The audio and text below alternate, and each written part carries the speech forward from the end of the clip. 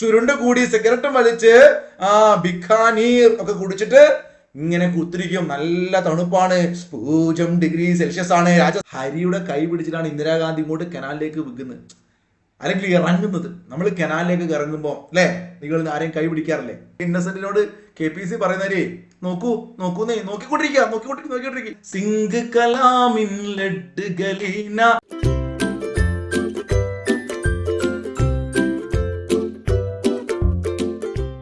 Striker കോച്ചിങ്ങിന്റെ എല്ലാ കൂട്ടുകാർക്കും പുതിയൊരു ക്ലാസ്സിലേക്ക് സ്വാഗതം. ഞാൻ നിങ്ങളുടെ ഷഹനാദാണ്. എന്തെല്ലാടോ, എല്ലാവർക്കും സുഖല്ലേ മക്കളെ? നന്നായി പഠിക്കുന്നുണ്ടോ നിങ്ങൾ? SCERT പാഠഭാഗങ്ങൾ ഹിസ്റ്ററി, അതുപോലെ തന്നെ എക്കണോമിക്സ് ആയിക്കോട്ടെ, ജോഗ്രഫി ആയിക്കോട്ടെ, സയൻസ് കംപ്ലീറ്റ് നമ്മൾ ഓരോരോ ക്ലാസ്സുകളായിട്ട് യൂട്യൂബിൽ അപ്ലോഡ് ചെയ്ത് free PDF note Telegram channel വഴി നൽകുന്നുണ്ട്. കറണ്ട് അഫയേഴ്സും മറ്റ് GK ക്ലാസ്സുകളും ഒക്കെ നൽകുന്നുണ്ട്. നമ്മുടെ 9ാം ക്ലാസ്സിലെ സോഷ്യൽ സയൻസിലെ ജോഗ്രഫിയിലെ ഏറ്റവും പ്രധാനപ്പെട്ട ഒരു ചാപ്റ്റർ മണലാരണ്യത്തിലൂടെ നോക്കൂ, 7ാമത്തെ ചാപ്റ്റർ ആണ്. ഇതിന്റെ ആദ്യ ഭാഗം നമ്മൾ ഓൾറെഡി എടുത്തിട്ടുണ്ട്. ആ ക്ലാസ് കാണണം. ഥാർ മരുഭൂമിയുടെ പ്രത്യേകത, അതുപോലെ തന്നെ ഭൂമിയിലെ പ്രധാനപ്പെട്ട ചില മരുഭൂമികളെ കുറിച്ചൊക്കെ നമ്മൾ അതിനകത്ത് പറയുന്നുണ്ട്. അപ്പൊ നമുക്ക് ഇന്ന് അതിന്റെ ബാക്കിയാണ് പഠിക്കുന്നത്. ആ ഒരു വീഡിയോ, അതിന്റെ ലിങ്ക് വേണമെങ്കിൽ മുകളിൽ പ്രൊവൈഡ് ചെയ്യാം. അത് കൂട്ടുകാർ കാണുക, പ്ലേലിസ്റ്റ് പോയി ചെക്ക് ചെയ്ത് കാണുക. നോക്കൂ, ഈ ഒരു ചോദ്യം മക്കളെ നല്ല അടിപൊളി ചോദ്യം അല്ലേ? ശരിയായ ജോഡികൾ തിരഞ്ഞെടുക്കാനാണ്. ഒരേ ദിശയിൽ ശക്തമായി കാറ്റടിക്കുമ്പോൾ രൂപപ്പെടുന്നു അപകർഷണം. ഈ ഗ എന്നത് ഇങ്ങനെയല്ല കേട്ടോ, ഇതുണ്ട് കുഴപ്പമില്ല, ടൈപ്പിംഗ് മിസ്റ്റേക്ക് ആണ്. അപകർഷണമാണ്. അപകർഷണം മൂലം രൂപം കൊള്ളുന്നു. ഇങ്ങനെയുള്ള ഒരു ചോദ്യം. അപ്പൊ ഈ ചോദ്യം ബർക്കൻസ്, മരുപ്പച്ച, കൂൺശില പെട്ടെന്ന് കാണുമ്പോൾ ഒരുപാട് പേർക്ക് ഇത് കിട്ടുന്നുണ്ടാവില്ല. ഈ ക്ലാസ് കണ്ടിട്ട് ഒരു 10 മിനിറ്റ് കഴിഞ്ഞിട്ട് നിങ്ങൾക്ക് ഇത് കിട്ടുന്നുണ്ടോ നോക്കണേ. നമ്മൾ ഈ ഒരു ചാപ്റ്ററിന്റെ പാർട്ട് 2 എന്ന രൂപത്തിൽ പകുതിക്ക് അങ്ങോട്ട് പഠിച്ചു തുടങ്ങുകയാണ്. ഥാർ മരുഭൂമിയെ കുറിച്ച് ഒരുപാട് കാര്യങ്ങൾ മനസ്സിലാക്കില്ലേ? നല്ല പാട്ടുപാടി നമ്മൾ പഠിച്ചിരുന്നു. പെരിയോൻ എന്നുള്ള പാട്ടൊക്കെ പാടിയില്ലേ? അപ്പൊ നോക്കൂ, മരുഭൂമിയിൽ ഇപ്പൊ നിങ്ങൾ നിൽക്കുകയാണ്. എവിടെയാ നിൽക്കുന്നത്? ഥാർ മരുഭൂമിയിൽ. മക്കളെ, അപരദനം എന്നൊരു വാക്ക് നിങ്ങൾ കേട്ടുക്കോ. അപരദനം, എറോഷൻ. അതായത് നമ്മുടെ പ്രകൃതിദത്തമായിട്ടുള്ള ചില ശക്തികളുണ്ടല്ലോ, കാറ്റ്, ജലം, അതുപോലെ തന്നെ മഞ്ഞ്, ഇത്തരം കാര്യങ്ങളൊക്കെ നിരന്തരമായിട്ട് നോക്കൂ. ഒരു കടൽ തീരം, അവിടെ ഒരു പാറ പോലത്തെ സ്ഥലങ്ങളുണ്ടെന്ന് കരുതുക. ഒരു കടൽ തീരത്ത് നിരന്തരമായി തിരമാല ഇങ്ങനെ വന്ന് അടിക്കുക. നോക്കണേ, വർഷങ്ങളോളം അടിച്ചുകൊണ്ടിരിക്കുക. ആ പാറയുടെ അവിടെ എന്ത് സംഭവിക്കും? തേയ്മാനം സംഭവിക്കില്ലേ? മാറ്റം സംഭവിക്കില്ലേ? മണ്ണൊലിപ്പ്. നമ്മൾ എറോഷൻ എന്ന് പറയും, പെട്ടെന്ന് മനസ്സിലാക്കിയ ഒരു മണ്ണൊലിപ്പല്ലേ? അതായത് നമ്മുടെ ഭൂമിയുടെ ഉപരിതലത്തിലെ ശിലകൾക്കും അതുപോലെ തന്നെ പാറ, മണ്ണ്, ഇതിനൊക്കെ വരുന്ന മാറ്റങ്ങൾ, ഈ പറയുന്ന ജലം, മഞ്ഞ്, കാറ്റ്, ഇതുമൂലം ഉണ്ടാകുന്ന മാറ്റങ്ങൾ നമ്മൾ അപരദനം എന്നാണ് വിളിക്കാറ്. അതൊന്ന് മനസ്സിലാക്കി വെക്കണം. എന്താണ് അപരദനം എന്ന് മനസ്സിലായല്ലോ? ഇപ്പോ നിരന്തരമായിട്ട് ഇപ്പൊ കാറ്റടിച്ചുകൊണ്ടേയിരിക്കുക. ഒരു മൊട്ടക്കുന്ന്, അവിടെ നിറച്ച് ഒരുപാട് മണലും മണ്ണും ഒക്കെ ഉണ്ട്. നിരന്തരം കാറ്റടിച്ചുകൊണ്ടിരിക്കുകയാണ്. ആ മൊട്ടക്കുന്നിന്റെ മണ്ണ് അവിടെ തന്നെ കിടക്കില്ല. വർഷങ്ങളോളം ഇങ്ങനെ കാറ്റടിച്ചുകൊണ്ടിരിക്കുമ്പോൾ അതിങ്ങനെ നിരപ്പായി വരാൻ സാധ്യതയുണ്ട്, അല്ലെങ്കിൽ അവിടുത്തെ ഷേപ്പ് മാറാൻ സാധ്യതയുണ്ട്. ഇതിനെയാണ് അപരദനം എന്ന് വിളിക്കുക. അപ്പൊ നമ്മുടെ മരുഭൂമിയിലേക്ക് വന്നു കഴിഞ്ഞാൽ ഇവിടെ ഒരു 4 പിക്ചർ നിങ്ങൾക്ക് കാണാൻ പറ്റും അല്ലെ? ഥാർ മരുഭൂമി പ്രദേശങ്ങളിൽ കാണപ്പെടുന്ന വ്യത്യസ്ത ഭൂരൂപങ്ങളാണെന്ന് പറയുകയാണ്. PSC പരീക്ഷയ്ക്ക് ചോദ്യം വരാൻ സാധ്യതയുണ്ട്. ഇത്തരം ഭൂരൂപങ്ങൾ ഉഷ്ണ മരുഭൂമിയിൽ സാധാരണമാണ്. ഇവിടെ ഉഷ്ണ മരുഭൂമി എന്ന് പറഞ്ഞുകൊണ്ട് ഥാർ ഉഷ്ണ മരുഭൂമിയാണെന്ന് നിങ്ങൾക്ക് അറിയാം. എന്ന് വെച്ചാൽ അവിടുത്തെ ഒരു അന്തരീക്ഷം. അതിനിടയിൽ കഴിഞ്ഞ ക്ലാസ്സിൽ കണ്ടവർക്ക് ഓർമ്മയുണ്ടാവും, ഒരുപാട് പേര് ഡൗട്ട് ചോദിച്ചിരുന്നു. ഞാനതൊന്ന് തിരുത്തി തരാം. ഞാൻ ക്ലാസ് സ്പീഡ് പറഞ്ഞ കൂട്ടത്തില് ഏഷ്യനെ കുറിച്ച് മുമ്പ് ചോദിച്ചൊരു ചോദ്യം പരാമർശിച്ചു, ഗോബി മരുഭൂമി. പക്ഷെ ഞാൻ അവിടെ എടുത്തു പറഞ്ഞില്ല ഗോബി എന്താണല്ല ഒരു ഉഷ്ണ മരുഭൂമിയല്ല, ശീത മരുഭൂമിയാണെന്ന് പറഞ്ഞില്ല. അപ്പൊ ഒന്ന് ആലോചിച്ച് വെച്ചേക്കുക, ഗോബി മരുഭൂമി ശീത മരുഭൂമിയാണ്. എന്നാൽ ഏഷ്യയിലെ ഏറ്റവും വലിയ മരുഭൂമി ചോദിച്ചാൽ അത് ഗോബിയല്ല, മറിച്ച് ശ്രദ്ധിക്കണം, ശീത മരുഭൂമിയാണ് ഗോബി, മറിച്ച് നമ്മുടെ അറേബ്യൻ ഡെസേർട്ട് ആണ് അല്ലെ? എടാ, ഗൾഫില് ആ ഒരു ഭൂമേഖല കണ്ടറിഞ്ഞൂടെ? മരുഭൂമി കേൾക്കുമ്പോൾ ഗൾഫ് നമ്മുടെ മനസ്സിലേക്ക് വരില്ലേ? വരും. അപ്പൊ അറേബ്യൻ ഡെസേർട്ട് ആണ് ഏറ്റവും വലിയ ഉഷ്ണ മരുഭൂമി. ഗോബി എന്താണ്? നമ്മുടെ ശീത മരുഭൂമിയാണ്. ഓർത്ത് വെച്ചത്. അപ്പൊ ഞാൻ മരുഭൂമിയെ കുറിച്ച് പറഞ്ഞപ്പോ നമ്മുടെ ഉഷ്ണമരുഭൂമിയായ ഥാറിന്റെ പ്രധാനപ്പെട്ട ചില ചിത്രങ്ങൾ കണ്ടു. ഇനി അപരദനത്തെ കുറിച്ച് പറഞ്ഞു. നമ്മുടെ ഈ മരുഭൂമികളെ അപരദനത്തിന്റെ ഭാഗമായിട്ട് 2 പ്രധാനപ്പെട്ട രീതിയിലാണ് അവിടെ മാറ്റങ്ങൾ സംഭവിക്കുന്നത്. ഏതൊക്കെയാണ് നമുക്ക് നോക്കാം. കാണുന്നത് പോലെ നമ്മളിപ്പോ ചിത്രം കണ്ടല്ലോ, ഒരു കാറ്റടിക്കുന്ന ഫോട്ടോ കണ്ടോ നിങ്ങൾ? ഇങ്ങനെ മരുഭൂമിയിലെ ശക്തമായ കാറ്റടിക്കുമ്പോൾ മണൽത്തരികൾ നീക്കം ചെയ്യപ്പെടും. ഉഷ്ണ മരുഭൂമികൾ ഇത് പതിവാണ്. നിങ്ങൾ ആ ഒരു സിനിമയിൽ ഓർമ്മയില്ലേ, പൃഥ്വിരാജ് ഇങ്ങനെ നടന്നു പോകുന്ന സമയത്ത് കാറ്റടിക്കുമ്പോൾ ഭയങ്കരമായിട്ട് ഇങ്ങനെ ഒരു ചൊലി പോലെ ഇങ്ങനെ ചുറ്റി വരും മണലുകൾ. ഇത്തരത്തിൽ കാറ്റിലൂടെ മണൽത്തരികൾ നീക്കം ചെയ്യപ്പെടുന്ന അപരദന പ്രക്രിയ. അപ്പൊ അപരദന പ്രക്രിയ എന്താണെന്ന് മനസ്സിലായല്ലോ? ഇത്തരത്തിൽ മണൽത്തരികൾ നീക്കം ചെയ്യപ്പെടുന്ന അപരദന പ്രക്രിയ നമ്മൾ എന്ത് വിളിക്കുന്നറിയോ? അപവഹനം. വഹിച്ചു കൊണ്ടുപോവുക. മനസ്സിലായോ? അതായത് ഒരു മരുഭൂമിയില് ഇത്തരത്തിൽ ശക്തമായ കാറ്റടിക്കുമ്പോൾ ചുഴറ്റി വീശുന്ന ശക്തമായ കാറ്റ് മൂലം അവിടെയുള്ള മണൽത്തരികൾ എന്ത് ചെയ്യുന്നു? നീക്കം ചെയ്യപ്പെടുന്നു. ആ സിനിമ കണ്ടവർക്ക് ഓർമ്മയുണ്ടാവും. ഏത് സിനിമ? ആടുജീവിതം. അവരിങ്ങനെ നിൽക്കും, അവരുടെ മുമ്പിൽ ഒരു വലിയ മൺ കൂമ്പാരം ഇങ്ങനെ കാണാം, മണലിന്റെ കൂമ്പാരം. ഒരു കാറ്റങ്ങോട്ട് വന്ന് അവസാനം ആ സിനിമ ഇങ്ങനെ ഞെരിപിരി കൊള്ളുന്ന ഒരു അവസ്ഥയിലുണ്ടല്ലോ, അവിടെ ഒക്കെ മാറിപ്പോവില്ലേ? അവിടെ എന്താണ് ഉണ്ടായിരുന്നത് പോലും മനസ്സിലാവില്ല. ആ രൂപത്തിലേക്കാണ് ഈ മരുഭൂമികളിൽ എപ്പോഴും സംഭവിക്കുക. ഇതിനെയാണ് നമ്മൾ അപവഹനം എന്ന് വിളിക്കുക, അഥവാ ഡിഫ്ലേഷൻ എന്ന് വിളിക്കുക. എന്താ വിളിക്കുക? ഡിഫ്ലേഷൻ, അപവഹനം. ഇത്തരം അപരദന പ്രക്രിയ എന്ന് പറഞ്ഞാൽ പൊതുവെ മാറ്റം സംഭവിക്കുകയാണ്. അത്തരത്തിൽ മണൽത്തരികൾ ഇങ്ങനെ ചുഴറ്റി അങ്ങനെ ചെറിയ രൂപത്തിൽ ഒരേ ദിശയിൽ വീശുന്ന സമയത്ത് ഇത്തരത്തിലുള്ള അപവഹന പ്രക്രിയയിലൂടെ ആഴം കുറഞ്ഞ ചില ഗർത്തങ്ങൾ രൂപപ്പെടാറുണ്ട്. അതാണ് ഈ ഫോട്ടോയിൽ കാണുന്നത്. ഇങ്ങനെ ഒരു പ്രാവശ്യം ഒരു അടി അടിച്ച് ഇങ്ങനെ ഒരു കുഴിയായി മാറിണ്ടാവും. ഇങ്ങനെ ഒരുപാട് കുഴികളും ഗർത്തങ്ങളും ഒക്കെ നിരന്തരം മരുഭൂമികൾ ഉണ്ടാവും. അപവഹന പ്രക്രിയയിലൂടെ ആഴം കുറഞ്ഞ ഗർത്തങ്ങൾ രൂപപ്പെടാറുണ്ട്. ഇവയാണ് അപവഹന ഗർത്തങ്ങൾ. അപ്പൊ താർ മരുഭൂമിയിലെ ഒരു പ്രധാനപ്പെട്ട ഒരു ഭൂരൂപം അല്ലെങ്കിൽ കാണപ്പെടാൻ പറ്റുന്ന ഒരു ഭൂരൂപമാണത് അപവഹന ഗർത്തങ്ങൾ. ക്ലിയർ ആണോ പറഞ്ഞത്? ഇവയാണ് അപവഹന ഗർത്തങ്ങൾ അഥവാ ഡിഫ്ലേഷൻ ഹോളോസ്. തുടർച്ചയായി സംഭവിക്കുന്ന അപവഹന പ്രക്രിയയിലൂടെ ഈ പറയുന്ന ഒരു ചെറിയ ഗർത്തത്തിന് പകരം ചിലപ്പോൾ എന്ത് ചെയ്യും? അതൊരു ഗുഹയായിട്ടൊക്കെ മാറും, സ്വാഭാവികം. അപ്പൊ ചില ഗുഹകളും എന്ത് ചെയ്യാറുണ്ട്? രൂപപ്പെടാറുണ്ട്. ഇനിയാണ് ശ്രദ്ധിക്കേണ്ടത്. ഇപ്പൊ നമ്മളിപ്പോ പറഞ്ഞത് ഇങ്ങനെ ചുഴറ്റി കാറ്റ് വീശിയിട്ട് അവിടെ ഒരു ചെറിയ കുഴിയാവുന്ന ഒരു സെറ്റപ്പ്. ഇനി നോക്കൂ, കാറ്റ് ഇങ്ങനെ ശക്തമായി അടിക്കുകയാണേ. ഞാനിപ്പോ എന്താ പറയാ, ഇവിടുത്തെ പല AC റിമോട്ട് എടുക്കാം. ഇതൊരു വലിയ പാറക്കെട്ട്, നിങ്ങൾ കാണുമെന്ന് വിചാരിക്കുന്നു, ചിലപ്പോൾ ഇത് കാണുന്നുണ്ടാവില്ല. ഇതിന്റെ കളർ ഇങ്ങനെയുണ്ട്. ബ്ലാക്ക് എടുക്കാം, ഫാൻ്റെ റിമോട്ട് ആയിക്കോട്ടെ. അപ്പൊ നമ്മുടെ ഭൂമിയുടെ ഉപരിതലം ഇങ്ങനെ നിൽക്കുകയാണ്. ഇതൊരു വലിയൊരു പാറിന്റെ ഒരു ശില ഒരു മരുഭൂമിയിൽ കിടക്കുകയാണ്. അപ്പൊ നമ്മുടെ കാറ്റ് ഇങ്ങനെ ശക്തമായി അടിക്കുക. ശക്തമായി കാറ്റടിക്കുമ്പോൾ നോക്കൂ, ഈ മണൽത്തരികൾ എന്ത് ചെയ്യും? ഞാൻ പറഞ്ഞല്ലോ, കാറ്റടിക്കുമ്പോൾ ചുഴലിക്കാറ്റ് പോലെ ഇങ്ങനെ ഹൈറ്റിൽ ഇങ്ങനെ പൊന്തും കാറ്റടിക്കുമ്പോൾ. നിങ്ങൾ ചിന്തിച്ചു നോക്കൂ, വിമാനം പോകുന്ന ഹൈറ്റിൽ മണൽത്തരി പോവോ? ഇല്ല. ഒരു തെങ്ങുണ്ടെങ്കിൽ ആ തെങ്ങിന്റെ ഒരു പകുതി ഹൈറ്റിൽ നമുക്ക് വേണമെങ്കിൽ ചിന്തിക്കാം. നമ്മുടെ നാട്ടിൻ പുറത്തും ചില ഗ്രൗണ്ടിലൊക്കെ നല്ല ശക്തമായ കാറ്റടിക്കുമ്പോൾ ഇങ്ങനെ മണലിങ്ങനെ അല്ലെ, മണ്ണും മണലിങ്ങനെ മിക്സ് ചെയ്ത് ഇങ്ങനെ പോകാറില്ലേ? അപ്പൊ ആ ഒരു ഹൈറ്റിലൊക്കെ അത് പോകും, ഒരു തെങ്ങിന്റെ ഒരു പകുതി. അപ്പൊ ഒരു തെങ്ങിന്റെ ഹൈറ്റിൽ ഒരു പാറക്കെട്ടാണ് അല്ലെങ്കിൽ പാറയുടെ ഒരു ശിലയാണ് ഇതെന്ന് കരുതുക. അപ്പൊ ഈ കാറ്റ് ഇങ്ങനെ ശക്തമായി അടിച്ച് ചുഴലിക്കാറ്റ് പോലെ ആയിട്ട് എന്ത് ചെയ്യും? ഇങ്ങനെ പോവുക എന്ന് കരുതുക, ഈ പാറയുടെ അടുത്തൂടെ. അങ്ങനെ പോകുന്ന സമയത്ത് ഇതിനൊരു ഹൈറ്റ് ഞാൻ പറഞ്ഞല്ലോ, ഒരുപാട് ഓവർ ഹൈറ്റിൽ കാറ്റ് പോവില്ല. അപ്പൊ അതുകൊണ്ട് തന്നെ ഇത് പാറയാണെങ്കിൽ നിങ്ങൾ കാണുന്നത് ഇതിന്റെ ടോപ്പ് ഭാഗത്തേക്കൊന്നും എന്തെത്തില്ല, ഈ പോകുന്ന കാറ്റ് എത്തില്ല, അല്ലെങ്കിൽ മണൽത്തരികൾ എത്തില്ല. അപ്പൊ ഇതിന്റെ സൈഡിൽ എന്ന് വെച്ചാൽ ഈ സെന്റർ ഭാഗത്തൂടെ എന്ത് ചെയ്യും? ഇതിങ്ങനെ പോകും. അങ്ങനെ പോയി എന്ത് ചെയ്യും? ഈ ഒരു നമ്മളിപ്പോ ഒരു ഉദാഹരണം എടുക്കുകയാണ്, ഇതൊരു റിമോട്ടാണ്, അത് കറക്റ്റ് ചതുരത്തിലുള്ള റിമോട്ടാണ്. ഈ കാറ്റ് നടുക്ക് ഇങ്ങനെ വീശി അടിച്ചുകൊണ്ടിരിക്കുക, വർഷങ്ങളോളം അടിച്ചുകൊണ്ടിരിക്കുക. അപ്പൊ എന്ത് ചെയ്യും? ഈ നടുഭാഗം ഇങ്ങനെ തേഞ്ഞ് അപരദനം തേഞ്ഞ് ഇല്ലാതെയായി പോകും അല്ലെ? അപ്പൊ എന്ത് ഷേപ്പിലേക്ക് മാറും? നോക്കൂ, നിങ്ങൾ ശ്രദ്ധിച്ചാൽ മനസ്സിലാവുക. ഈ ഒരു പാറക്കെട്ട് കണ്ടോ, ഇതാരും കൊത്തിവെച്ച് മറ്റേ പെരുന്തച്ഛന്റെ പണിയെടുത്ത് ഉണ്ടാക്കിയതല്ല. ഈ ശില ഇതുപോലെ ഇങ്ങനെ കാറ്റടിച്ച് ഇതിന്റെ സെന്റർ ഭാഗം കണ്ടതാ, കാണുന്നുണ്ടോ എനിക്കറിയില്ല, ശ്രദ്ധിച്ചോ? അവിടെ ഇങ്ങനെ തേഞ്ഞ് പോയി ആ മുകൾ ഭാഗം ഒരു അംബ്രല പോലെ അല്ലെങ്കിൽ ആ ഷേപ്പിലേക്ക്, ഇത് ഈ ഷേപ്പ് അല്ല, പല രീതിയിൽ അടിച്ചുകൊണ്ടിരിക്കും. അപ്പൊ പല ഷേപ്പിലേക്ക് അത് മാറും. ഇതാണ് രണ്ടാമത്തത്, അപഘർഷണം.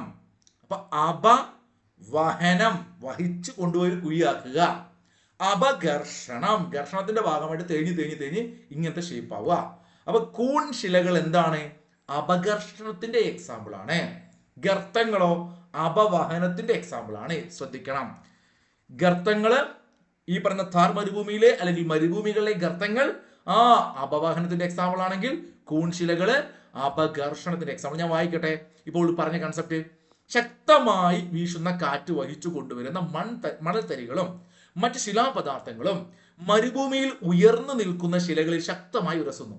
ഇത്തരത്തിൽ ശിലകൾക്ക് തേയ്മാനം ഉണ്ടാക്കുന്ന അപരദന പ്രക്രിയയെ അപഘർഷണം എന്ന് പറയുന്നു. കാറ്റിനെ ശിലാപദാർത്ഥങ്ങളെ വലിപ്പത്തിനനുസരിച്ച് ഒരു നിശ്ചിത ഉയരം വരെ മാത്രമേ ഉയർത്താൻ കഴിയൂ. ഞാൻ നേരത്തെ പറഞ്ഞു, തെങ്ങിന്റെ ഹൈറ്റൊന്നും വരില്ല. അതിനാൽ മരുഭൂമികളിലെ ശിലകളിൽ അപഘർഷണ തീവ്രത ഒരു നിശ്ചിത ഉയരം വരെ ആയിരിക്കും. അപഘർഷണ തീവ്രത കൂടിയ ഭാഗങ്ങളിൽ കൂടുതൽ തേയ്മാനം സംഭവിക്കും ആ നടുഭാഗത്ത്. അതുകൊണ്ട് കൂൺ സമാനമായ ഭൂരൂപങ്ങൾ സൃഷ്ടിക്കപ്പെടുന്നു.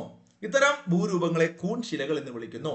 അപ്പൊ മരുഭൂമിയിലെ രണ്ടാമത്തെ ഭൂരൂപമാണ്, ഒന്ന് അപവഹന ഗർത്തമാണെങ്കിൽ, രണ്ട് അപഘർഷണത്തിന്റെ ഭാഗമായിട്ട് കൂൺ ശിലകൾ. ക്ലിയർ ആണല്ലോ?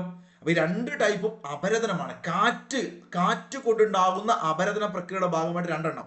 ഒന്ന് അപവഹനം, മറ്റൊന്ന് അപഘർഷണം. അപവഹനം എന്ന് പറഞ്ഞാൽ കുഴി ഉണ്ടാക്കുന്നു, അപഘർഷണം എന്ന് പറഞ്ഞാൽ ഇങ്ങനെ തേഞ്ഞ് ഈ ഒരു കൂൺ ശില പോലെ ആവുന്നു. ക്ലിയർ ആണല്ലോ. ദീർഘകാലത്തെ അപരദന പ്രക്രിയയിലൂടെ കണ്ടോ, ഇത് പലർക്കുമുള്ള കൺഫ്യൂഷനാണ്. ഇതൊക്കെ അങ്ങോട്ട് പഠിച്ചു പോകും.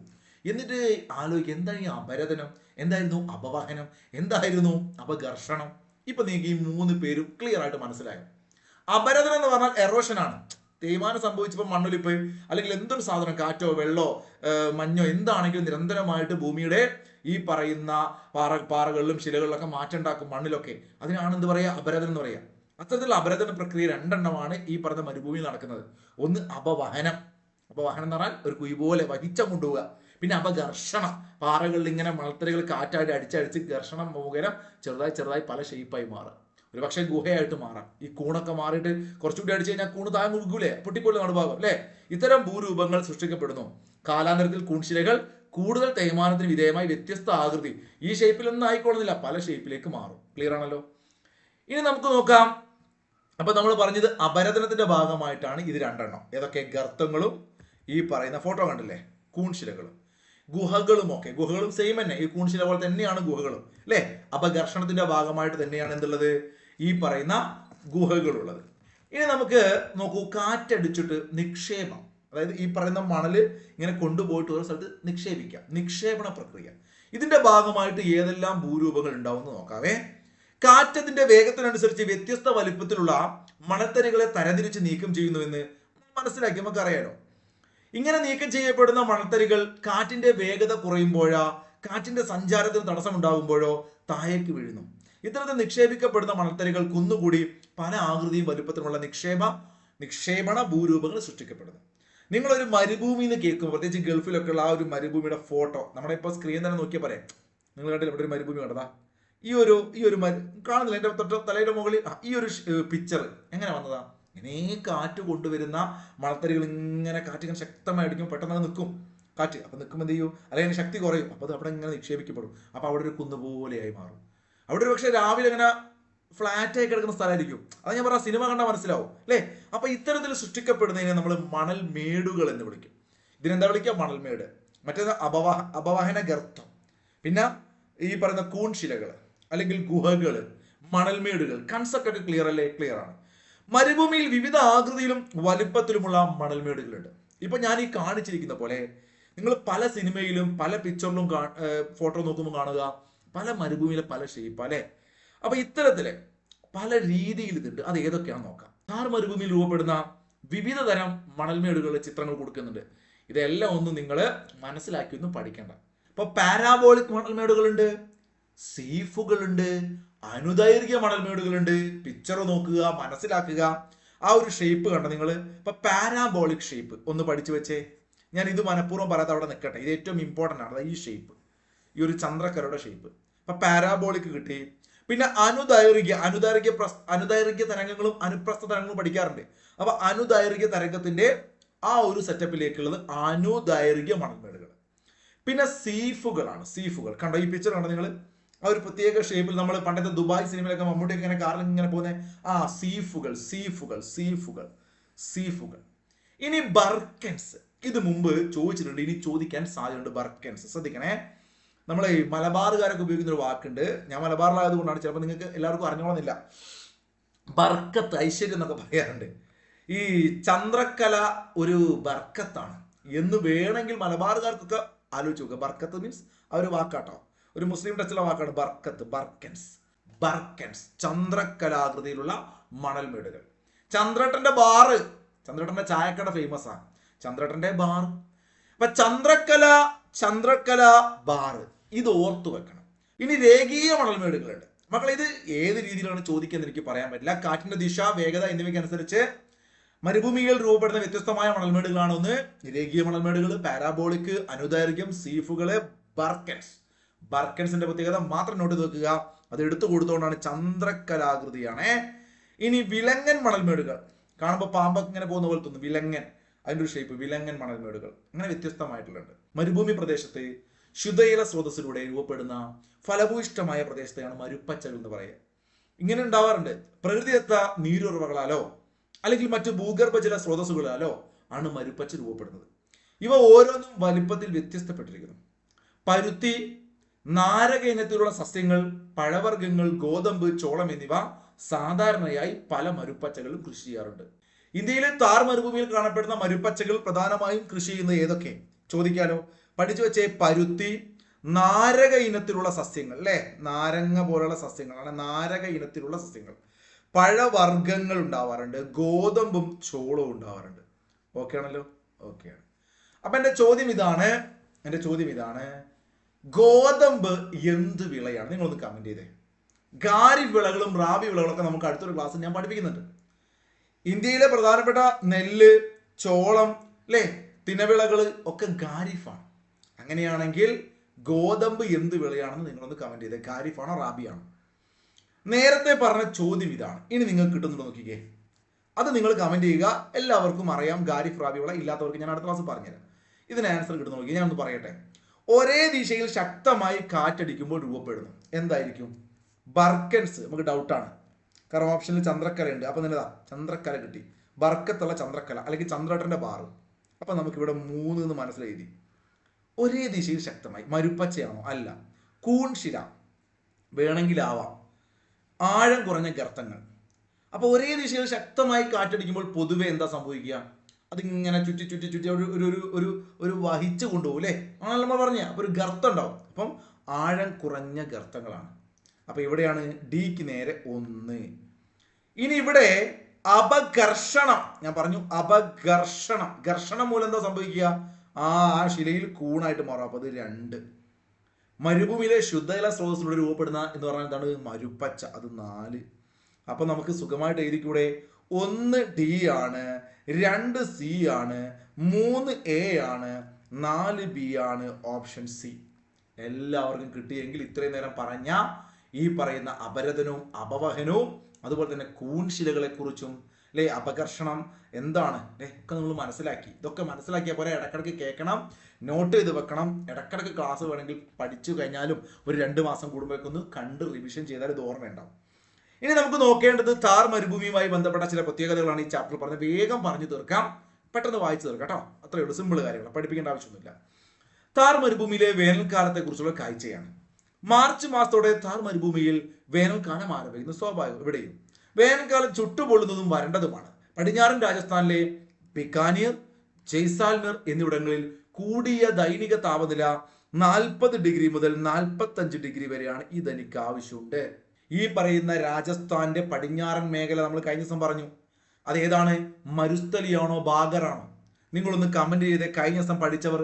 രാജസ്ഥാന്റെ പടിഞ്ഞാറൻ മേഖല എന്ന് പറഞ്ഞാൽ മരുസ്ഥലിയാണോ? Option A. ഓപ്ഷൻ ബി ബാഗറാണോ? അവിടെയുള്ള ചില പ്രദേശങ്ങളിലാണ് ബിക്കാനീർ. നിങ്ങൾ കേട്ടിട്ടുണ്ടാവില്ലേ? ജയ്സാൽമീർ, ബിക്കാനീർ, ജയ്സാൽമീർ എന്നിവിടങ്ങളില് ദൈനിക താപനില 40 ഡിഗ്രി 45 ഡിഗ്രി വരെയാണ്. ഈ കാലയളവിൽ അന്തരീക്ഷ ആർദ്രത തീരെ കുറവാണ്. ലൂ എന്ന ഉഷ്ണക്കാറ്റ് സ്ഥിരം PSCക്ക് ഏറ്റവും ഇഷ്ടമാണ്. ലൂണി നദിയെ കുറിച്ച് പറഞ്ഞു നമ്മൾ കഴിഞ്ഞ ക്ലാസ്സിൽ. ലൂണി നദിയുടെ നീളം എത്രയാണെന്ന് കമന്റ് ചെയ്തേ. ലൂണി നദിയുടെ നീളം നിങ്ങൾ കമന്റ് ചെയ്യാൻ പറയുന്നത് നിങ്ങൾ പഠിച്ചോന്ന് എനിക്കറിയാൻ വേണ്ടിയിട്ടാണ്. നിങ്ങളുടെ ഓർമ്മശക്തി ഒരു പുതുക്കാനാണ് കേട്ടോ. കഴിഞ്ഞ ക്ലാസ് പറഞ്ഞതാ. ഇത് ലൂ എന്ന ഉഷ്ണക്കാറ്റ് വീശിയടിക്കുന്നു. താർ മരുഭൂമിയിൽ വീശിയടിക്കുന്ന ഉഷ്ണക്കാറ്റാണ് ലൂ. ചോദിക്കാം, ഉഷ്ണക്കാറ്റായ ലൂ എവിടെ വീശിയടിക്കുന്നു? ഈ പറഞ്ഞ രാജസ്ഥാൻ മേഖലയിൽ അല്ലെങ്കിൽ വടക്കേ ഇന്ത്യ കേട്ടോ. അപ്പൊ പൊടിക്കാറ്റുകളും വേനൽക്കാലത്തിന്റെ പ്രത്യേകതകളാണ്. ജൂൺ മാസത്തോടെ വേനൽക്കാലം അവസാനിക്കുന്നു. നമ്മളിവിടെ പോലെ തന്നെ ജൂലൈ മുതൽ സെപ്റ്റംബർ മാസം വരെയാണ് താർ മരുഭൂമിയിലെ മഴക്കാലം. ജൂലൈ മുതൽ സെപ്റ്റംബർ മാസം വരെ ഇവിടെ എത്തപ്പോൾ തന്നെ തെക്ക് പടിഞ്ഞാറൻ മൺസൂൺ കാറ്റുകൾ മഴയ്ക്ക് കാരണമാകുന്നുണ്ടെങ്കിലും താരതമ്യേന വളരെ കുറഞ്ഞ വാർഷിക മഴയാണ് കിട്ടുക. നമ്മൾ കഴിഞ്ഞ ദിവസം കൃത്യമായിട്ട് ആരവല്ലിയെ കുറിച്ച് പഠിച്ചു.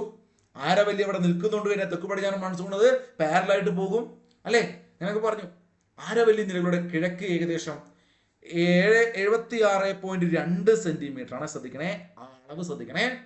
ആരവല്ലി നിരകളുടെ കിഴക്ക് ഏകദേശം 76.2 സെന്റിമീറ്റർ വാർഷികമായി ലഭിക്കുന്നുണ്ടെങ്കിലും പടിഞ്ഞാറ് ആരവല്ലി കഴിഞ്ഞ ക്ലാസ് കൃത്യമായി പഠിപ്പിച്ച താർ മരുഭൂമി ഞാൻ വട്ടാക്കി. അതിന്റെ കിഴക്ക് ഭാഗം ഞാൻ എന്ത് വരച്ചില്ലേ? ആരവല്ലി. അപ്പൊ ആരവല്ലിയുടെ കിഴക്ക് എന്ന് പറഞ്ഞാൽ താറിന്റെ ഓപ്പോസിറ്റ് ഭാഗം. അപ്പൊ അവിടെ എന്താണ്, അവിടെ ഏകദേശം 76.2 സെന്റിമീറ്റർ വാർഷികമായി ലഭിക്കും. ഒരു 75 നിങ്ങൾ റൗണ്ടാക്കി പഠിക്കും, ബൈ ഹാർട്ട് ചെയ്യണ്ട. എന്നാൽ താറിലോ, നമ്മൾ ഈ ക്ലാസ് ചാപ്റ്റർ തുടങ്ങുമ്പോൾ പറഞ്ഞു മരുഭൂമി എന്ന് പറഞ്ഞാൽ 25 സെന്റിമീറ്ററിലും താഴെ വാർഷിക വർഷപാതം അല്ലെങ്കിൽ വാർഷിക മഴ ലഭിക്കുന്ന സ്ഥലങ്ങൾ, ഭൂപ്രദേശങ്ങളെ നമ്മൾ എന്ത് വിളിക്കുക എന്ന് പറഞ്ഞു? മരുഭൂമി. അപ്പൊ ഇവിടെ നോക്കൂ, 75 സെന്റിമീറ്റർ വാർഷിക മഴ ആരവല്ലിയുടെ കിഴക്കൻ മേഖലയിൽ കിട്ടുന്ന നല്ല പച്ചപ്പൊക്കെയാ. അത് ഈ പറഞ്ഞ താറിന്റെ ഓപ്പോസിറ്റ്, ആരവല്ലിയുടെ ഓപ്പോസിറ്റ് ഭാഗം. എന്നാൽ പടിഞ്ഞാറ് ഭാഗത്തോ താർ മരുഭൂമി പ്രദേശങ്ങളിലോ വാർഷികമായി 20 സെന്റിമീറ്ററിലും കുറവാണ്. കുറവ്. അതുകൊണ്ടാണ് മരുഭൂമിയായി പോയത് അല്ലെ. മൺസൂണിന്റെ പിൻവാങ്ങൽ കാലമായ ഒക്ടോബർ നവംബർ മാസങ്ങളിൽ രാജസ്ഥാനിൽ മഴ ഗണ്യമായി കുറയും. സ്വാഭാവികമാണ്, മഴ പൊതുവെ ഇല്ല. താർ മരുഭൂമിയുടെ ഭൂരിഭാഗം പ്രദേശങ്ങളിൽ ഈ കാലയളവിൽ മഴ തീരെ ലഭിക്കുന്നില്ല. എന്ന് വെച്ചാൽ നമുക്ക് കിട്ടുന്ന ഒരു ഒക്ടോബർ മാസത്തെ മഴ ഉണ്ടല്ലോ, നമ്മളിവിടെ നല്ല ഇടിവെട്ടിയ മഴ പെയ്യുന്ന സമയം, അതൊന്നും ആ സമയത്ത് അവിടെ മഴയില്ല. ഡിസംബർ മാസത്തോടെ താർ മരുഭൂമിയിൽ ശൈത്യകാലം ആരംഭിക്കുന്നു. ശൈത്യത്തിനൊരു കുഴപ്പമില്ല. ഈ കാലയളവിൽ ശരാശരി കുറഞ്ഞ താപനില 5 ഡിഗ്രി സെൽഷ്യസിനും 10 ഡിഗ്രി സെൽഷ്യസിനും ഇടയിലായിരിക്കും. ഇപ്പൊ ചൂടിന്റെ കാര്യത്തിൽ ഒരു വിട്ടുവീഴ്ചയില്ല. നേരത്തെ പഠിച്ചോർമ്മല്ലേ, 40 മുതൽ 45 സെറ്റാക്കി മനസ്സിൽ വെക്കണേ. താർ മരുഭൂമിയിലെ താപനില, ദൈനിക താപനില 40 ഡിഗ്രി മുതൽ 45 ഡിഗ്രി സെൽഷ്യസ് വരെ. അങ്ങനെയാണെങ്കിൽ ഈ പറയുന്ന ശൈത്യകാലത്ത് 5 ഡിഗ്രി മുതൽ 10 ഡിഗ്രി വരെ, നമ്മളിപ്പോ ഊട്ടിയിലൊക്കെ പോകുന്ന പോലെ നല്ല തണുപ്പുണ്ടാവും. ഓക്കെ, തെളിഞ്ഞ ആകാശമായിരിക്കും, താഴ്ന്ന അന്തരീക്ഷ ഊഷ്മാവായിരിക്കും, കുറഞ്ഞ ആർദ്രതയായിരിക്കും, ഇളം കാറ്റ് എന്നിവ ശൈത്യകാലത്തിന്റെ പ്രത്യേകതയാണ്. അപ്പൊ ശൈത്യകാലത്തൊക്കെ ഇവിടെ പോകണം. നമുക്ക് താർ മരുഭൂമിയിൽ പോയി കഴിഞ്ഞാൽ അടിപൊളിയാണല്ലേ. ടൂർ പോകുമ്പോൾ എനിക്കറിയില്ല, ഞാൻ ചുമ്മാ പറഞ്ഞതാ, ഞാൻ പോയിട്ടില്ല ശൈത്യകാലത്ത് എന്താ അവസ്ഥ. ഇപ്പൊ ജനുവരിയിൽ ഇവിടെ അതിശൈത്യം അനുഭവപ്പെടുന്നുണ്ട്. ഡൽഹി പോലെയൊക്കെ തന്നെ അതിശൈത്യം അനുഭവപ്പെടുന്നുണ്ട്. നേരത്തെ പറഞ്ഞ സെയിം ബിക്കാനീർ, ജയ്സാൽമീർ അല്ല പറഞ്ഞു. ഇവിടെ നോക്കൂ, ബിക്കാനീർ, ചുരു, സിക്കാർ, ഇത് പ്രദേശങ്ങളാണ്. മറ്റേ ക്യൂബയിലൊക്കെ വലിക്കുന്ന ഒരു സാധനല്ലേ സിക്കാർ, എന്താ പറയാ എനിക്കറിയാം, അങ്ങനത്തെ പേരുണ്ട്. അപ്പൊ ഇത് സിക്കാർ, ചുരു, ബിക്കാനീർ, നല്ല പേരാ. ചുരു, സിക്കാർ, ചുരു, സിക്കാർ. ബീറ് ചുരുണ്ട് കൂടി സിഗരറ്റും വലിച്ച് കിടക്കും, കാരണം നല്ല തണുപ്പാണ്. ചുരുണ്ട് കൂടി സിഗരറ്റും വലിച്ച് ബിക്കാനീർ ഒക്കെ കുടിച്ചിട്ട് ഇങ്ങനെ കുത്തിരിക്കും. നല്ല തണുപ്പാണ്, 0 ഡിഗ്രി സെൽഷ്യസ് ആണ് രാജസ്ഥാനിൽ. എന്താണോ പറയാൻ പറ്റുന്നുണ്ടോ? അപ്പോ ബീർ വേണ്ട, ബീർ നമുക്ക് ഒഴിവാക്കാം. നമ്മള് എന്താക്കാം, ബിക്കാന്റെ നീരായിക്കോട്ടെ. വേറെ എന്തുണ്ടോ, വേറെ നിങ്ങൾ ആലോചിച്ചോ, കോട്ട് പോ ബിക്കാനീർ. അപ്പോ ബക്കറ്റിനുള്ളിൽ ചുരുണ്ട് കൂടി കിടക്കുന്ന ബക്കറ്റ് ആയിക്കോട്ടെ. ബക്കറ്റിനുള്ളിൽ ചുരുണ്ട് കൂടി സിഗരറ്റും വലിക്കണ്ട. നമുക്ക് നല്ല മാത്രം പറയല്ലേ. അത് പറഞ്ഞാൽ നമ്മൾ ഓർമ്മ ഉണ്ടാവും, നെഗറ്റീവ് പറഞ്ഞാൽ ഓർമ്മ ഉണ്ടാവും. അതുകൊണ്ട് നിങ്ങൾക്ക് ഇനി ഓർമ്മ ഉണ്ടാവും സിഗരറ്റും ബീറും ചുരുണ്ട് കൂടി കിടക്കലും. ഞാൻ അങ്ങനെ മനഃപൂർവ്വം പറഞ്ഞതാ. നെഗറ്റീവ് എന്തുണ്ടോ അതേ നമ്മളെ മനസ്സിലുണ്ടാവും, ഓർമ്മയിലുണ്ടാവും. അപ്പൊ നോക്കൂ, രാത്രി താപനില പലപ്പോഴും 0 ഡിഗ്രിയിലാണ് സെറ്റാണ്. ഫെബ്രുവരി മാസത്തോടെ ശൈത്യകാലം അവസാനിക്കും. ഇവിടെ പോലെ തന്നെ. ഇനി മണ്ണിനെ കുറിച്ച് പറയാം. വരണ്ട മണ്ണാണ്. എന്ത് മണ്ണാണ് അത് പ്രത്യേകിച്ച് പറയണ്ടോ. ഈ പറയുന്ന രാജസ്ഥാനിലെ താർ എന്ന് കേട്ടാൽ വരണ്ട മണ്ണാണ്. താർ മരുഭൂമിയുടെ ഭൂരിഭാഗം പ്രദേശങ്ങളിലും അതിവിശാലമായ മണൽ പരപ്പുകളാണ്, മണലാണേ. എന്നാൽ ചിലയിടങ്ങളിൽ മണൽ നിറഞ്ഞ മണ്ണും കാണപ്പെടുന്നുണ്ട്. മരുഭൂമി മണ്ണ് എന്ന് വിളിക്കും, അല്ലെങ്കിൽ വരണ്ട മണ്ണ് എന്ന് വിളിക്കും. എക്കൽ മണ്ണല്ല, ലാറ്ററൈറ്റ് മണ്ണല്ല. മനസ്സിലായല്ലോ? അങ്ങനെ പല മണ്ണുണ്ടാവും. കറുത്ത മണ്ണ് അല്ലെ, പരുത്തി കൃഷിക്ക്, അതൊന്നുമല്ല. ഇത് മരുഭൂമി മണ്ണ്, വരണ്ട മണ്ണ്. പ്രധാനമായും തവിട്ട് നിറവും. ശ്രദ്ധിക്കണം, വരണ്ട മണ്ണിന്റെ പ്രത്യേകതയാണ് പറയുന്നത്. ശ്രദ്ധിക്കണം. ഒരു മാർക്ക് കിട്ടും. ഇത് PSC പരീക്ഷയിൽ ചോദിക്കാൻ സാധ്യതയുണ്ട്. തവിട്ട് നിറവും മണൽ ഘടനയുമുള്ളതാണ് മരുഭൂമി മണ്ണ്. തവിട്ട് നിറവും മണൽ ഘടനയുമുള്ളതാണ് മരുഭൂമി മണ്ണ്. വരണ്ട മണ്ണിന്റെ നിറം എന്ത്? തവിട്ട് നിറമാണ്. ആലോചിച്ച് നോക്കുക. ഉയർന്ന താപനിലയും വരണ്ട കാലാവസ്ഥയും ഉള്ളതിനാൽ ബാഷ്പീകരണ പ്രക്രിയ വേഗത്തിൽ നടക്കുന്നു. ഇതിനാൽ ഈ മണ്ണിൽ ലവണാംശം വളരെ കൂടുതലാണ്. ഇവിടെ മഴ കുറവായതിനാൽ മണ്ണ് ക്ഷാര ഗുണമുള്ളതാണ്. നമ്മുടെ നന്നായിട്ട് മഴ പെയ്യുന്ന സ്ഥലമല്ലല്ലോ. അപ്പൊ അവിടെ എന്താണ്, മഴ കുറവായതുകൊണ്ട് മണ്ണ് ക്ഷാര ഗുണമുള്ളതാണ്. പൊതുവെ ഈ മണ്ണ് ഭൂരിഭാഗം വിളകൾക്കും അനുയോജ്യമല്ല, സ്വാഭാവികമാണല്ലോ. എന്നാൽ വേണ്ടത്ര അളവിൽ നന കിട്ടിയാൽ പലയിടങ്ങളിലും ഈ മണ്ണിനും ഇവിടുത്തെ കാലാവസ്ഥയ്ക്കും അനുയോജ്യമായ വിളകൾ കൃഷി ചെയ്യുന്നുണ്ട്. അതുകൊണ്ടാണ് നമുക്ക് രാജസ്ഥാൻ കനാലിനെ കുറിച്ചൊക്കെ പറയണം. ഇങ്ങനെ ഒന്നുമില്ല, ഈ വെള്ളവും കൃഷിയും നനച്ചു കൊടുക്കാണ്ടൊക്കെ തന്നെ ഉണ്ടാവുന്ന ചില സസ്യങ്ങൾ ഈ മരുഭൂമിയിലുണ്ട്. മരുഭൂമി എന്ന് കേൾക്കുമ്പോൾ നമുക്ക് സസ്യങ്ങൾ ഓർമ്മ വരികയാണെങ്കിൽ അതിതൊക്കെ ആയിരിക്കും. ഈ കള്ളിമുൾ ചെടികളൊക്കെ അല്ലെ. മാംസളമായ കാണ്ടത്തോട് കൂടിയതും ഇലകൾ തീരെ ഇല്ലാത്തതും ധാരാളം മുള്ളുകൾ നിറഞ്ഞതുമായ കള്ളിമുൾച്ചെടികളെ നിങ്ങൾക്ക് ചിത്രത്തിൽ കാണാൻ പറ്റുന്നുണ്ടോ ചോദിക്കുന്നുണ്ട്. കാണുന്നുണ്ടോ നിങ്ങൾ?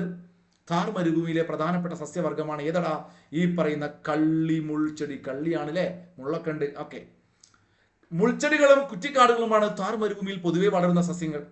വരൾച്ചയെ പ്രതിരോധിക്കുന്ന, ശ്രദ്ധിക്കണേ, ഗം അറബിക് അക്വേഷ്യ, യൂഫോർബിയ, അതുപോലെ തന്നെ കള്ളിമുൾച്ചെടി. നിങ്ങൾ ഇത് മൂന്നും ഒന്ന് നോട്ട് ചെയ്ത് വെക്കണം. Gum Arabic acacia, euphorbia, gum Arabic acacia, കള്ളിമുൾച്ചെടി. ഇത് മൂന്നും പ്രധാനപ്പെട്ടതാണ്. യൂഫോർബിയ കേട്ടല്ലോ.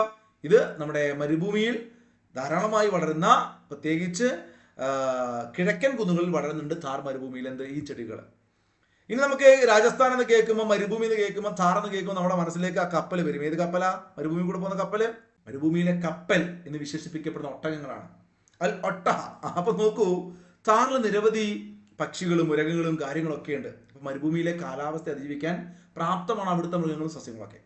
നിരവധി ഉരകങ്ങൾ, തേളുകള്, നമ്മൾ ചില സിനിമകളിൽ ഭയങ്കര തേള്, പാമ്പ് ഒക്കെ ഉണ്ടാവും കേട്ടോ. ചുവന്ന കുറുക്കൻ, ചിങ്കാരമാൻ, അതൊന്നും എനിക്കറിയില്ല, ഫാൽക്കണ്, പുള്ളിപ്പരുന്ത് എന്നിവ താർ മരുഭൂമിയിലെ ജീവികളാണ്. ചുമ്മാ ഒന്ന് പഠിച്ചു വെച്ചേക്കുക, വായിച്ചു പോകുക കേട്ടോ.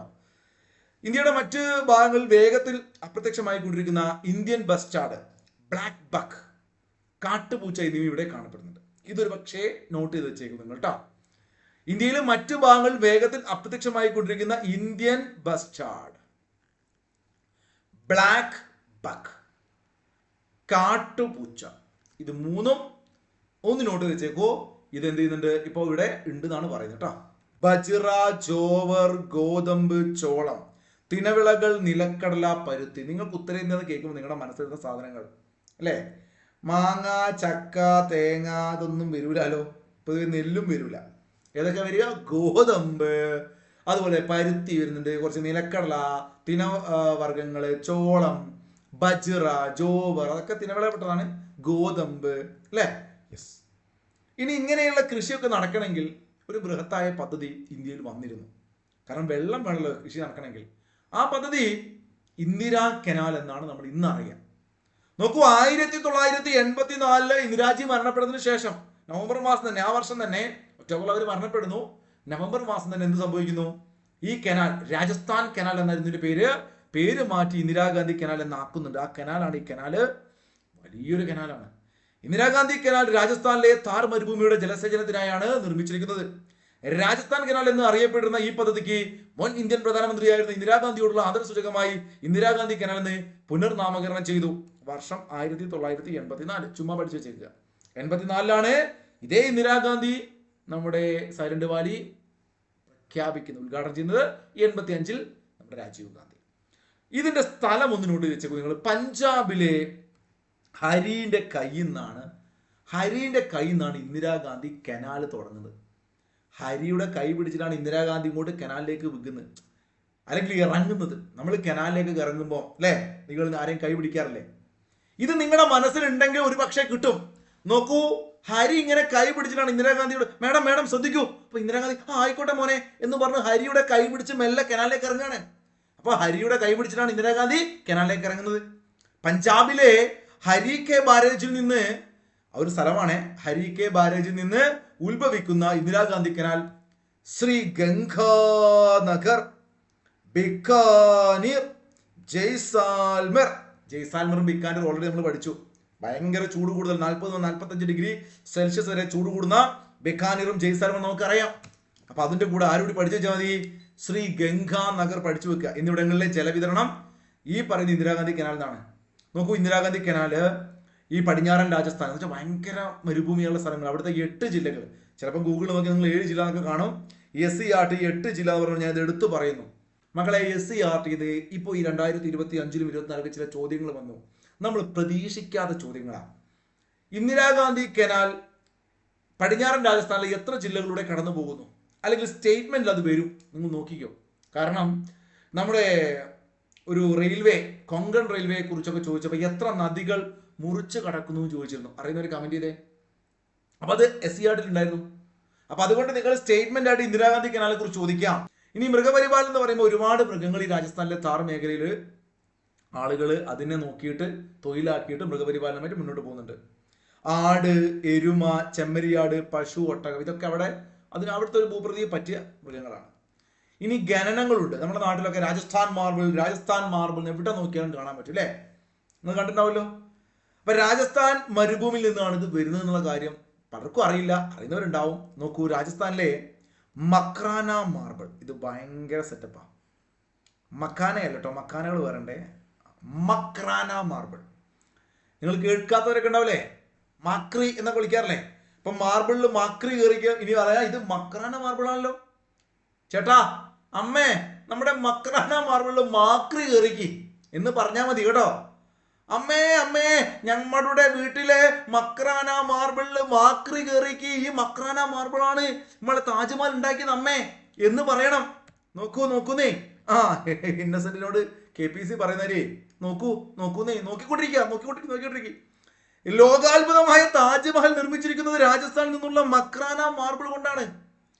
അപ്പോ ഈ മാക്രി കയറുമ്പം ആലോചിക്കുക, നമ്മുടെ താജ്മഹൽ ഉണ്ടാക്കിയത് മക്രാന മാർബിൾ കൊണ്ടാണ് പോലും. നോക്കൂ, ഓരോ വർഷവും അനേകം മെട്രിക് ടൺ മാർബിൾ ഇവിടെ ഖനനം ചെയ്യുന്നുണ്ട്.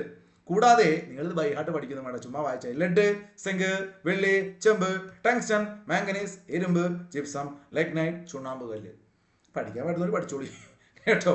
സിങ്ക്, കലാമിൻ, ലെഡ്, ഗലീന, അത് പഠിക്കണം. നിങ്ങളുടെ ഷഹനാദ് മാഷ് 5-6 കൊല്ലായി ഇങ്ങനെ യൂട്യൂബ് പാടുന്നുണ്ട്. ഏതൊരു PSC പരീക്ഷ ചോദിച്ചാലും ചോദിക്കും അല്ലേ? ഏതാണ്? Zinc, calamine, lead, galena, zinc, calamine, സിങ്കിന്റെ അയിര് കലാമിൻ, ലെഡിന്റെ അയിര് ഗലീന അല്ലേ, ബോക്സൈറ്റ്, അലൂമിനിയം. അത് നിർബന്ധം പഠിക്കില്ല. അപ്പോ ലെഡ് ഇവിടെ കൊടുത്തിട്ടുണ്ട്. നമുക്ക് ഒരുപാട് കാര്യങ്ങൾ പറയാൻ കേട്ടോ. ലഡു ടിന്നിലിട്ട് വെച്ച കഥ പറയാനുണ്ട്. സിങ്കിനെ കുറിച്ച് പറയാനുണ്ട്. കണ്ണുനീർ തുള്ളിയെ സ്ത്രീയോട് ഉപമിച്ചാന്ന് പറയാറില്ലേ? എന്തുകൊണ്ടാ? നിങ്ങളിങ്ങനെ കണ്ണുനീരിങ്ങനെ പാത്രം കഴുകി ജീവിതം ഇങ്ങനെ പോയാൽ മതിയോ? ജോലി കിട്ടണ്ടേ സ്ത്രീകളെ? സ്ത്രീകൾക്ക് പാത്രം കഴുകാൻ നല്ലോട്ടോ, എല്ലാവരും കഴുകണം. ഞാൻ പൊതുവെ രസത്തിന് വേണ്ടി പറഞ്ഞതാണ്. അപ്പോ കണ്ണുനീർ തുള്ളിയിൽ അടങ്ങിയിരിക്കുന്ന ലോഹം ഏതാണ്? സിങ്കാണ്. സിങ്ക് ഇങ്ങനെ കണ്ണുനീർ സിങ്കിൽ ഇങ്ങനെ വീണാ പോരാ, ജോലിക്കൊക്കെ പോകണം, സെറ്റായി നോക്കണേ. ജോലിക്ക് പോയാലും ഇതൊക്കെ നിങ്ങൾ എടുക്കണം കേട്ടോ പണി. സിങ്കിലും പാത്രം നമ്മളും എടുക്കണം, എല്ലാവരും ചെയ്യണം. ആണുങ്ങൾ പെണ്ണുങ്ങളൊന്നും ഇല്ല, അത് വേറെ വിഷയം. കഴിക്കണമെങ്കിൽ പാത്രം ചെയ്യണം. അപ്പോഴേ തുകൽ ഉൽപ്പന്നങ്ങൾക്ക് പ്രസിദ്ധമാണ്. തുകൽ എവിടെ? രാജസ്ഥാനില്. ഒട്ടകങ്ങളുടെ തോൽ ഉപയോഗിച്ച് ലാമ്പ് ഷെയ്ഡുകള്, പൗച്ചുകള്, പാദരക്ഷകള്. രാജസ്ഥാനിലൊക്കെ പോകണം ജോലിയൊക്കെ കിട്ടിയിട്ട്. അതിനൊക്കെ എവിടെ പൈസ എന്നാ? എടാ പോണടാ, നിങ്ങൾ ഫഹദ് ഫാസിൽ സിനിമ കണ്ടല്ലേ, അവിടെയൊക്കെ പോയിട്ട് ഇങ്ങനെ പർച്ചേസ് ചെയ്യുന്നത്. അവിടെ അടിപൊളി ഒരുപാട് ഐറ്റംസ് ഒക്കെ ഉണ്ട് കേട്ടോ, ഒക്കെ വായിച്ചു നോക്കുക. അതുപോലെ തന്നെ ഇങ്ങനെ വിശാലമായ മരുഭൂമി ആയതുകൊണ്ട് തന്നെ അവിടെ നല്ല കാറ്റടിക്കുന്നു പറഞ്ഞല്ലോ. ശക്തമായി കാറ്റ് വീശുന്ന സ്ഥലത്ത് വൈദ്യുതിയാക്കി മാറ്റാനുള്ള കാറ്റാടി യന്ത്രങ്ങളും ഇത്തരത്തില് അവിടെ ഉണ്ട്. അതുപോലെ തന്നെ വലിയ മരുഭൂമിയിൽ ശക്തമായ വെയിലാണ്. അപ്പൊ അത് പ്രയോജനം ചെയ്തുകൊണ്ട് ആ വെയിലിനെ സോളാർ പാനൽ ഉപയോഗിച്ച് താർ മരുഭൂമിയിൽ വലിയ തോതിൽ ഊർജ്ജം ഉത്പാദിപ്പിക്കുന്നുണ്ട്. ഉപ്പ് കലർന്ന ജലം ശുദ്ധിയാക്കാനാണ് ഈ ഊർജ്ജം കൂടുതലായിട്ടും പ്രയോജനപ്പെടുന്നത് കേട്ടോ. ഉപ്പ് കലർന്ന ജലം എന്താക്കും? ശുദ്ധിയാക്കി എടുക്കുക. കാരണം അത് അത്യാവശ്യമാണല്ലോ. അതിനു വേണ്ടി ഇത് ഉപയോഗിക്കുന്നുണ്ടെന്ന് നോട്ട് ചെയ്ത് വെക്കുക കേട്ടോ. പിന്നെ വിനോദസഞ്ചാരമാണ്. രാജസ്ഥാനിൽ ഒരുപാട് ടൂറിസ്റ്റ് പ്ലേസുകളുണ്ട്. ഇവിടെ ദേശീയോദ്യാനങ്ങൾ നിരവധി സന്ദർശകരെ ആകർഷിക്കുന്നുണ്ട്. അവിടുത്തെ പല ദേശീയോദ്യാനങ്ങളും നോക്കൂ, ഞാൻ 2-3 പറയാം. ഒന്ന് ഹവാമഹൽ എവിടെയാണെന്ന് ചോദിക്കാം. PSC പരീക്ഷയ്ക്ക് ചോദിക്കാൻ പറ്റിയതാണ്. പലരും ഡൽഹി ഒക്കെ ചെയ്തു. ഹവാമഹൽ എവിടെയാണ്? നമ്മുടെ രാജസ്ഥാൻ. അജ്മീർ നിങ്ങൾക്ക് കിട്ടുമല്ലോ, അജ്മീർ ഫോർട്ട് അല്ലേ? നമ്മൾ കഴിഞ്ഞ ദിവസം പറഞ്ഞ ലൂണി നദി ഉത്ഭവിച്ച അജ്മീറിനടുത്തല്ലേ? ദിൽവാര ക്ഷേത്രങ്ങൾ, ദിൽവാര ദുൽഹാനെ ലേ ജായെങ്കെ അല്ല, ദിൽവാര ജൈൻ ക്ഷേത്രം വളരെ വളരെ വളരെ ഫേമസ് ആണ്. ഇവിടെ നിങ്ങൾക്ക് കാണാൻ പറ്റും റണക്പൂർ ജൈൻ ക്ഷേത്രം. കണ്ടോ നിങ്ങൾ? അപ്പൊ അതും കേൾക്കാത്തവരുണ്ടോ? ഇത് പഠിക്കുക. റണക്പൂർ ജൈൻ ക്ഷേത്രം. അപ്പൊ 2 എണ്ണം കൃത്യമായി പഠിച്ചേ. ദിൽവാര ജൈൻ ക്ഷേത്രം, റണക്പൂർ ജൈൻ ക്ഷേത്രം, അജ്മീർ ഫോർട്ട്, ഹവാമഹൽ ഒക്കെ എവിടെയാണെന്ന് ചോദിച്ചാൽ രാജസ്ഥാനില ഹവാമഹൽ പഠിച്ചോളൂ, പഠിച്ചുകൊണ്ടേയിരിക്കൂ. ദിൽവാര ജൈൻ ക്ഷേത്രം, റണക്പൂർ ജൈൻ ക്ഷേത്രം ഒക്കെ രാജസ്ഥാനിലാണ്. മരുഭൂമിയിലെ ടൂറിസം പ്രദേശവാസികൾ ധാരാളം തൊഴിലവസരം കിട്ടുന്ന വായിക്കുക. കുതിരസവാരി ഒക്കെ ഉണ്ടാവും അല്ലേ? അപ്പൊ കഴിഞ്ഞത് മോശമായി പോയല്ലോ. കഴിഞ്ഞിട്ടോ ചാപ്റ്റർ ഒരുപാട് നീണ്ടു. ഇത്രയും നേരം നിങ്ങൾ കേട്ടിട്ട് പോലും ഉണ്ടാവില്ല, ഇത്രയും നേരം കേട്ടവരാണെങ്കിൽ. ഇനി SCERT നല്ല കിടുക്കാച്ചി എത്ര ചാപ്റ്റർ 9ാം ക്ലാസ് ജോഗ്രഫി, അതുപോലെ എക്കണോമിക്സ്, അതുപോലെ ഹിസ്റ്ററി ഒക്കെ അടിച്ച് പൊളിച്ച് പഠിക്കുക എക്കണോമിക്സ് ഒക്കെ. അപ്പൊ നിങ്ങളെ സപ്പോർട്ട് മാക്സിമം ഷെയർ ചെയ്ത് ഈ 2 ചോദ്യങ്ങൾക്ക് ഉത്തരം കമന്റ് ചെയ്യുക, 2 ക്ലാസ്സും കണ്ടവരാണെങ്കിൽ. അങ്ങനെയാണെങ്കിൽ ഒരു 100 പേര് എഴുതി കമന്റ് ചെയ്യുമ്പോൾ എനിക്കൊരു സന്തോഷമാണ്, ക്ലാസ് എടുക്കാൻ തോന്നും. നിങ്ങളൊരു 200 പേര്, 500 പേര്, 1000 പേരൊക്കെ കമന്റ് ചെയ്താലേ ഇതാ ഒരു 2 മാസം കൊണ്ട് മൊത്തം SCERT യൂട്യൂബിൽ ഉണ്ടാവും. നിങ്ങൾ കമന്റ് ചെയ്യില്ല, അതുകൊണ്ട് ഞാനിങ്ങനെ മെല്ലെ എടുക്കും. അപ്പൊ നോക്കൂ, 2ാമത്തെ ചോദ്യം ഇതാണ്. 1ാമത്തെ ചോദ്യം ഇതാണ്: എത്ര സെന്റിമീറ്റർ താഴെ വാർഷിക മഴ ലഭിക്കുന്ന പ്രദേശങ്ങളാണ് പൊതുവെ മരുഭൂമി എന്ന് വിളിക്കുക? ഇന്ത്യയിൽ താർ മരുഭൂമി 3/2 ഭാഗവും സ്ഥിതി ചെയ്യുന്ന 7 സംസ്ഥാനത്താണ്. അഭിപ്രായമൊക്കെ പറയാ, മോശമായിട്ട് അതും പറയാ കേട്ടോ. നമുക്ക് അടുത്ത ക്ലാസ്സിൽ കാണാം, ശരിയാക്കാം, എല്ലാം ശരിയാവും. Good bye, thank you.